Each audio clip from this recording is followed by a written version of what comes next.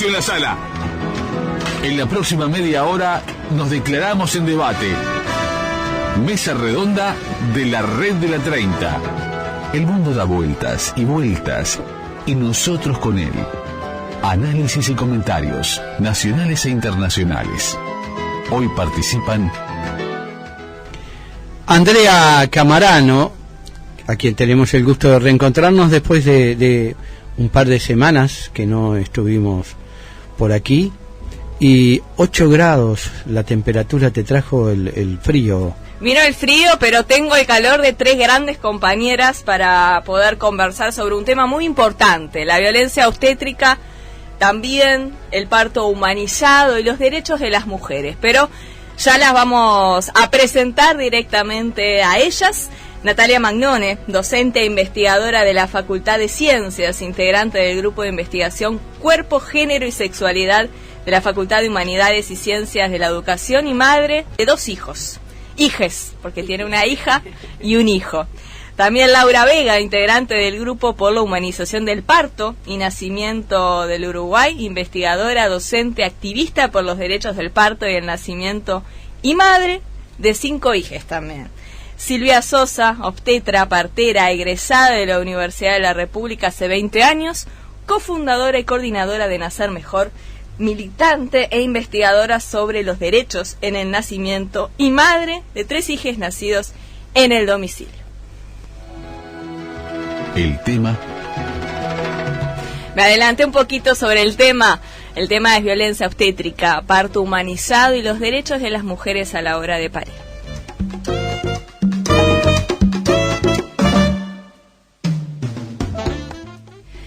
Vamos a comenzar conversando con Natalia, porque es importante también conocer un poquito más sobre los derechos que tenemos las mujeres a la hora de parir. Mucho se ha hablado de la violencia que se ejerce dentro de las mutualistas, las mujeres que somos sometidas a veces al desconocimiento en un momento tan importante de nuestras vidas. No sabemos a veces para dónde agarrar, y es bien importante el saber qué hacer en determinados momentos. Nuestra pareja también, saber que podemos ser acompañadas por alguien a la hora del parto, y un montón de otros temas que vamos a conversar en estos minutos. Natalia, ¿las mujeres conocen verdaderamente sus derechos a la hora de parir? Y por supuesto empezar a conversar de cuáles son. Claro, cómo no. Bueno, muchas gracias por la invitación. En principio me gustaría colocar como un tema más histórico, ¿sí? Porque estamos muy contentas, la sociedad y las mujeres en particular, de que hace algunas décadas, por lo menos en el Uruguay, tenemos garantizada la asistencia, ¿sí? La asistencia obstétrica, tenemos garantizado el acceso a la tecnología y demás. En la historia de la humanidad esto no fue siempre así.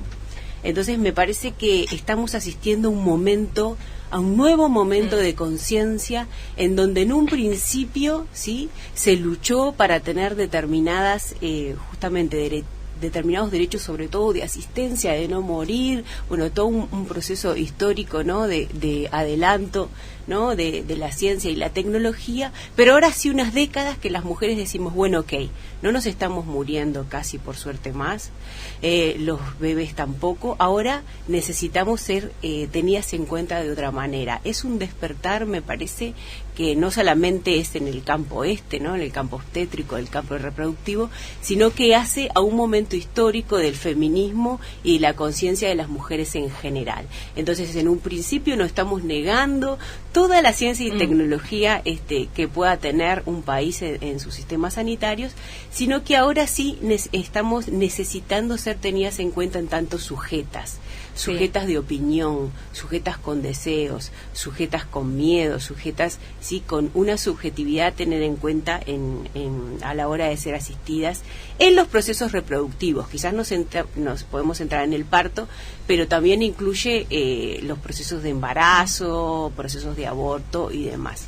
Sí, es un tema para seguir conversando, que ya les adelanto a los oyentes que seguramente sigamos compartiendo con estas compañeras algunos temas más, pero sí hoy poder hablar de estos derechos que tenemos las mujeres a la hora de parir y a la hora del parto precisamente, porque no se sabe esto, que podemos estar acompañadas por alguien, podemos tener determinados derechos y que a veces son violentados. Por supuesto, y algunos están en las leyes, ¿sí? Por ejemplo, el estar acompañada, sobre todo el estar informada, el saber a lo que te vas a enfrentar, en principio. Después, poder opinar, poder elegir caminar, poder elegir alimentarte, ¿sí? Poder elegir estar permanentemente acompañada con una persona de tu confianza y que te ofrezca seguridad. A veces es necesario una o dos personas, porque por ejemplo vos tenés tu referente afectivo, pero necesitas una persona que sepa más del acompañamiento emocional en el parto. Entonces eso tendría que ser tenido en cuenta, porque es un momento en donde es muy importante no morir y bueno, obviamente la mortalidad es muy importante, pero tiene unas consecuencias, ¿sí? Si el proceso no fue positivo para las mujeres, tiene una gran consecuencia en la sociedad, ¿sí? Porque las mujeres quedan muy devastadas cuando no entendieron lo que les pasó, claro. No les informaron, se sintieron atropelladas. Entonces, me parece que hay un montón de cosas que los sistemas sanitarios ya podrían estar ofreciendo, que tiene que ver con esto, ¿no? Por ejemplo, yo también me formé como doula, no puedo ejercer porque no me da el tiempo, pero me encanta. Si querés explicamos, es un perfil no técnico, sí, que es un acompañamiento emocional a las mujeres. Entonces ahí acompañó a amigas, familiares, ¿no? Y entonces ahí ves cómo, por ejemplo, las mujeres después de una cesárea, ahora el año pasado, estuvo 3 horas sin saber cómo estaba su bebé recién nacida, y de forma innecesaria. La bebé estaba bien con el padre en la habitación.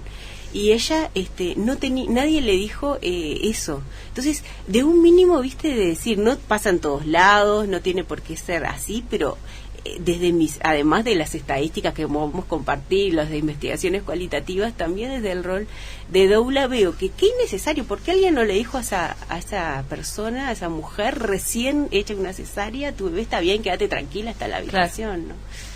Bien. ¿Qué es el parto humanizado? Les pregunto a Laura y a Silvia, y Silvia especialmente también, que tuvo sus hijos en su hogar, porque es algo también importante el tener el derecho a decidir ¿dónde parir? Bien, bueno, son dos cosas ahí, 2 puntas. Buen día. Buen día.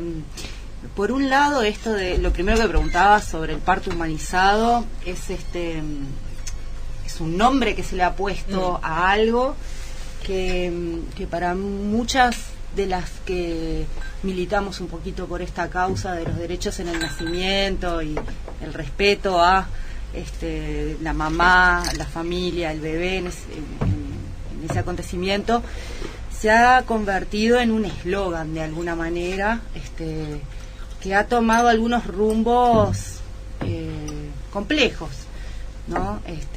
Originalmente esto de humanizar el nacimiento venía muy en una línea de el respeto al protagonismo de esa mujer en el momento del nacimiento de su hijo, el respeto a la familia, el respeto a ese bebé que estaba naciendo, y en esto el respeto a sus opciones, a sus sentires, a poder elegir qué quería, ¿no?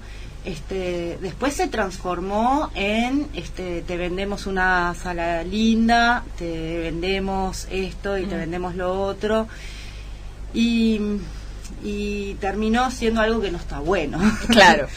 Eso por un lado, ¿no? Entonces, por otro lado, esto que preguntabas, ¿no? Si bien yo soy partera, por un lado trabajo dentro de las instituciones, he trabajado muchos años dentro de las instituciones, tanto públicas como privadas, y desde hace mucho tiempo también trabajo en Nacer Mejor, que es una organización, una ONG, que así como trabajar con parejas que eligen partos institucionales, desde hace mucho tiempo también asiste partos en domicilio, ¿no? Sí.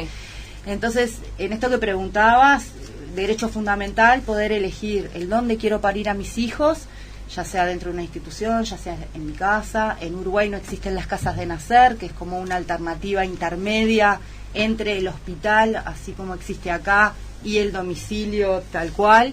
Es una cuestión un poquito más intermedia. Que existe en muchos países del mundo. En Uruguay no fue posible conseguir habilitación para que funcionara. La que se intentó Sí. establecer acá, bueno, no fue habilitada por el Ministerio de Salud, entonces no pudo funcionar. Sería una opción interesante para muchas mujeres, pero bueno, hoy por hoy no está. Más o menos por ahí esas características que los que tú decías, que a veces las salas rosas no son un parto humanizado. El tema es que cambiar lo que sucede, cambiar un poquito lo que está sucediendo en el parto y en esto de que sea más respetuoso de los derechos, no tiene que ver con el mobiliario, Exacto. Tiene que ver fundamentalmente con los técnicos, y eso es mucho más difícil de cambiar, ¿no? Requiere primero de mucha capacitación en otros aspectos en los que me incluyo porque soy técnico y aprendí en el formato que tiene la escuela de parteras. Implica cambiar mucho de ese formato con el que venimos entrenados desde la Facultad de Medicina, desde la escuela de parteras, donde en general ejercemos cierto poder sobre las mujeres. Implica sentarnos a discutir mucho sobre las prácticas, sobre las evidencias en relación a las prácticas.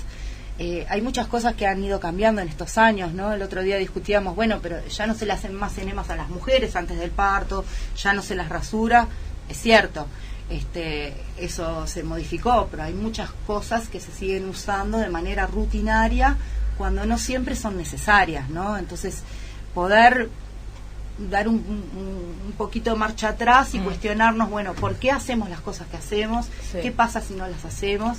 Y siempre poder también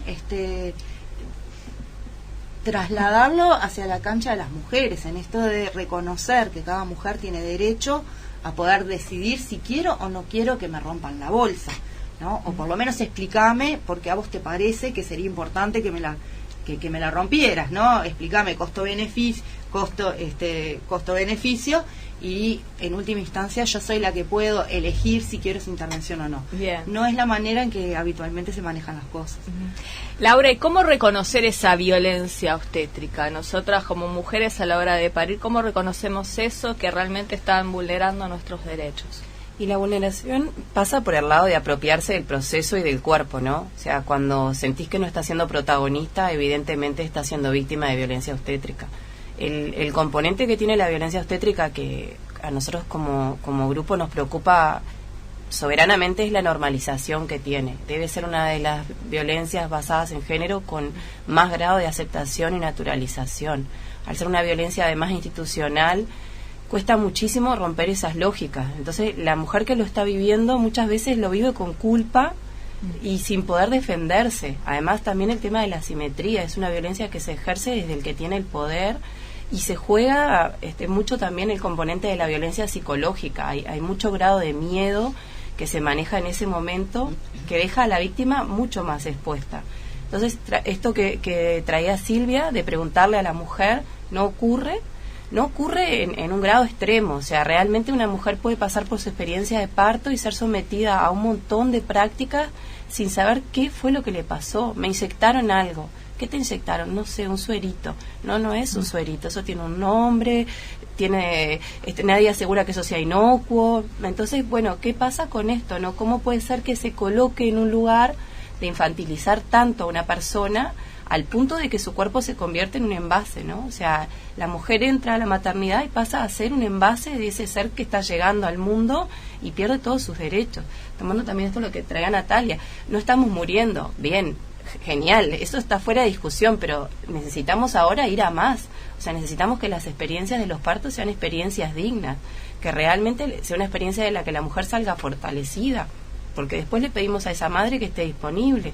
Después se habla de lactancia. ¿En qué contexto se encuentra una mujer que fue rota en su parto con su hijo después para encarar una maternidad de buena manera? Actualmente en España se está manejando un concepto que me parece súper interesante, que es el de la violación en el parto. O sea, ¿qué pasa cuando a una mujer se le introdujeron cosas en su vagina sin su consentimiento, en una situación en la que no puede defenderse? Entonces hay que empezar a cuestionar, y hay que cuestionar mucho qué es lo que está pasando y qué es lo que damos por seguro y por sentado que es normal que ocurra en un hospital. Bien. Algo que me gustaría también conversar contigo, Laura, es las situaciones que viven las mujeres del interior específicamente, porque en el último tiempo también salieron algunos informes y notas de que se están desmantelando algunas salas del interior del país y las mujeres son trasladadas a parir a la capital. Y eso es una vulneración también de sus derechos. Eso es una situación insostenible, realmente. Desde 2012, a raíz del documento Maternidades, se firmó un decreto que lo que plantea es erradicar las inequidades en la asistencia.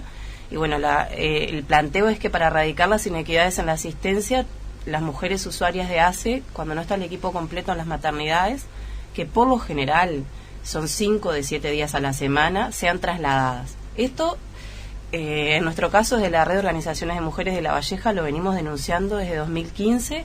Las mujeres quieren parir en sus localidades y exigen este derecho, y el Estado está haciendo caso omiso a este reclamo, porque no es tampoco que las mujeres no hayan hecho oír sus voces, se ha planteado de todas las maneras posibles. Finalmente se recurrió a la prensa, porque parece que si no, no nos escuchan, que como sociedad civil organizada nuestra voz no es lo suficientemente interlocutora para que el Ministerio de Salud Pública se siente a conversar con nosotras y a ver qué es lo que estamos planteando. Y bueno, la voz cada vez va más fuerte porque es una realidad que realmente complica la existencia de muchas mujeres. Estamos hablando de madres que son trasladadas. La semana pasada desde Rivera una mujer al Pereira a parir. Es una locura. Y además planteamos inequidades. ¿Quién le garantiza a esa mujer que va a llegar sana y salva a Montevideo? Exacto. La ley de acompañamiento se la guardan en el bolsillo. Esa mujer viene sin nadie que la acompañe, con contracciones, sin libertad de movimiento.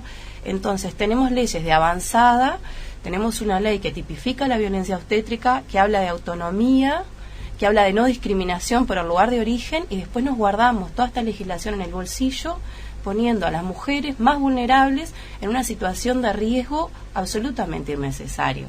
Entendemos que se hace urgente sentarnos a conversar, sí, el Ministerio de Salud Pública, que es el regente en esta materia, pero también la sociedad civil, porque tenemos planteos, porque nos interesa tratar este tema y porque no nos vamos a resignar a que nos planteen que es una cuestión de que no hay recursos. No puede ser tan simple la ecuación y que además se corte por el lado más débil, que lo que se les plantea a las mujeres es que tienen que resignarse porque es así. No, de ninguna manera. Sí, está bueno aclarar que estas situaciones de todo el Uruguay, ¿no? Está sucediendo en todos lados. Sí, es exclusiva de ACE, ¿no? Estamos hablando de que la situación es muy distinta en relación a lo que es una mujer usuaria del sistema público a lo que es una mujer usuaria del sistema privado, ¿no? Entonces, capaz es hora de que ACE, porque es algo que tiene que resolver ACE, se enfoque en poder generar o convenios en cada localidad con los distintos prestadores de salud privado, de manera que esas mujeres puedan seguir asistidas en su localidad, en el prestador privado, y no ser trasladadas a Montevideo. Sería una solución más que sencilla. Seguramente hasta más económica, porque lo que le ha de salir a ACE traer a una mujer de Rivera hasta Montevideo, no ha de ser 2 pesos. Entonces hay soluciones. La cuestión es que, bueno, haya voluntad de poder encontrar la forma de esto del documento técnico de maternidades que nombraba Laura, porque a veces, bueno, uno no entiende mucho qué es ese documento. Es una reglamentación que establece que en una maternidad, para que se pueda asistir un nacimiento, tenga que haber una partera, un ginecólogo y un anestesista y un pediatra. Entonces, en la mayoría de los hospitales, no estamos hablando de hospitales chiquitos, estamos hablando de de centros centros de salud departamentales. Estamos hablando del Hospital de Rocha, del Hospital de Minas, del Hospital... O sea, no es el pueblito chiquito perdido en el medio de la nada. Estamos hablando de capitales departamentales que tampoco tienen equipo. Entonces, por lo menos, que si no hay equipo completo, que se pueda hacer un convenio y que las mujeres puedan estar asistidas en el privado. Y lo otro, si no, es tener un buen sistema de traslados. Los sistemas de traslados de ACE también están muy venidos abajo, no hay ambulancias suficientes. Entonces, si el hospital, si no tiene el equipo completo, es un parto de bajo riesgo y hay una partera, el parto perfectamente se podría asistir en el hospital de ACE, y en la eventualidad de que surgiera una complicación, ser trasladado en ese momento al prestador privado, ¿no? Ambulancia mediante, bueno, dentro de la misma ciudad, bueno, en 15 minutos estamos en la mutualista. Pero bueno, la excusa es que no hay ambulancias. Entonces estamos en un brete donde el pato lo pagan las mujeres y las familias y esos niños, ¿no?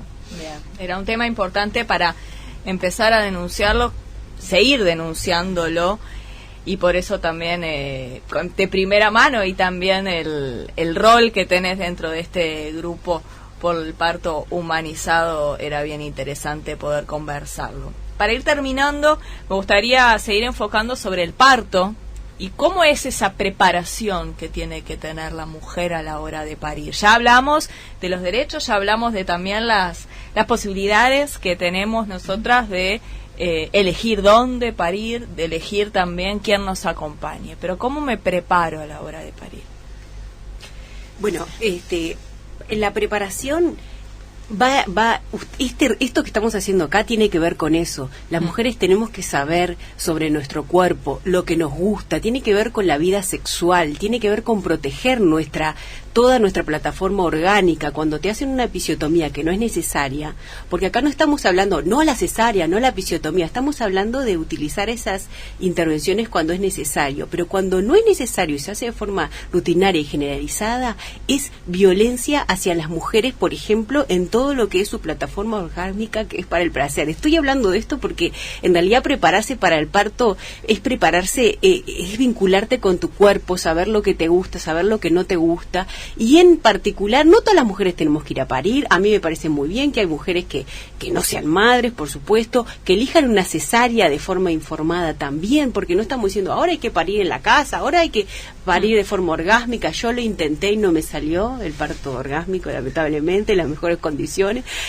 Lo que estamos diciendo justamente es todas las posibilidades que hay, y hay que informarse y poder en este momento muchas cosas, ¿no? En un principio, hacerte un plan que te proteja. No necesariamente tiene que ser algo escrito, dado a la mutualista, pero con quién sentís que podés ir a esa situación que te puede proteger en ese momento. Por supuesto, prepararte para eso. Ahora hay muchas redes, hay internet, hay muchas páginas. Las prestadoras de salud hacen cursos que a veces te orientan solo a la parte como más médica y no tanto a la parte emocional y a la parte de derechos. Bueno, ahí te puedes empezar a vincular. Cada vez hay más grupos y más opciones, ¿no? Por ahora privadas, ¿no? Como Nacer Mejor y otras. Pero bueno, es una preparación, digamos, de la autonomía sobre el cuerpo, ¿no? ¿Qué es lo que realizan Nacer Mejor? ¿Cómo las prepara de alguna manera a las mujeres? Es muy amplio, pero un pantallazo, a breve resumen, para luego seguramente en algunos otros programas poder seguir profundizando sobre el tema. Sí, en principio lo que más intentamos es hacernos cómplices de lo que esa pareja está eligiendo para el nacimiento de ese niño, ¿no? Cómplices me refiero a que trabajamos con parejas que eligen cosas muy diversas, no solo partos en casa, partos institucionales y demás. Entonces, en principio, bueno, hacernos cómplices en acompañarlos en ese proceso, ¿no? Y en esta línea de lo que decía Nati, por sobre todo, trabajar el vínculo con mi cuerpo y la autonomía, es lo que más intentamos hacer. Y esto de manejar información sobre las distintas intervenciones, sobre lo que puede pasar o no, en esto de poder tomar decisiones, porque si yo no entiendo qué es romper la bolsa o para qué, es muy difícil en ese momento en el que estoy en una situación bastante vulnerable y hay mucha cosa pasando, es muy difícil poder realmente elegir qué es lo que quiero, ¿no? Si no manejo como un nivel de información acorde. Y en esto de los acompañamientos en el nacimiento, esto me parece bien interesante, algo que decía Natalia. Sí, la ley nos garantiza un acompañante, está haciendo también en muchos lugares así una lucha, digamos, que las mujeres o las parejas puedan estar acompañadas, las mujeres puedan estar acompañadas por 2 personas a veces, en esto de que muchas, además de que la presencia de su referente afectivo, pareja, o su madre o quien sea, también desean que haya alguien un poquito más capacitado en esto de acompañar ese proceso muy desde lo emocional y a veces desde otros lugares también. Y como la ley en verdad establece que es un acompañante solo, en algunos prestadores de salud, bueno, cuando llegan con su doula o con su partera, no siempre son muy bien recibidos y en algunos lugares ha habido así como dificultades para poder estar apoyándolos ahí en ese proceso, ¿no? Pero fundamentalmente se trata de eso, ¿no? De la autonomía, ¿no? Y del respeto a nuestros cuerpos. Había otra cosa ahí que me parece también importante, que en toda esta discusión se pierde muy de vista el lugar del bebé que nace en todo esto que está sucediendo, ¿no? Imaginémonos que acaba de salir de adentro del útero, el lugar más protegido de toda nuestra historia. En nuestra historia como persona no hay un lugar de mayor seguridad en general que cuando estuvimos adentro del útero de nuestras mamás. Sí. Salimos acá afuera, lo primero que hacen es un foco de luz enorme encima, nos meten caños por todos lados, nos separan de nuestra mamá, a veces durante mucho tiempo, después nos pesan, nos miden, nos visten y allá al rato volvemos a encontrarnos, ¿no? Y bueno, no es menor el impacto que eso tiene en cómo después se desarrollan los vínculos. En eso hay millones de estudios y en cómo después eso impacta en la sociedad en general. Bien, un tema que va a dar para seguir conversando. Yo tengo una pequeñísima cosa que decir. 30 segundos. 30 segundos. Que no queremos que vayan a la guerra las mujeres, al revés, que traten de generar empatía. En los equipos de salud casi siempre hay alguien que entiende, porque no es un problema de que son malos, sino una formación, un modo de asistencia al parto, pero siempre hay posibilidades de empatizar, de que te entiendan y de generar puentes de entendimiento para tener una buena experiencia. Exacto. Muchísimas gracias Laura Vega, Natalia Magnone y Silvia Sosa. Vamos a seguir conversando seguramente en alguna otra oportunidad sobre este tema porque quedó muchísimo más para seguir hablando sobre parto humanizado, la preparación del parto, los derechos que tenemos las mujeres, los derechos que tiene el bebé y la bebé justamente a la hora de nacer. Muchísimas gracias. Gracias. Yo me reencuentro con los oyentes o les oyentes el próximo miércoles para hablar de la jornada feminista.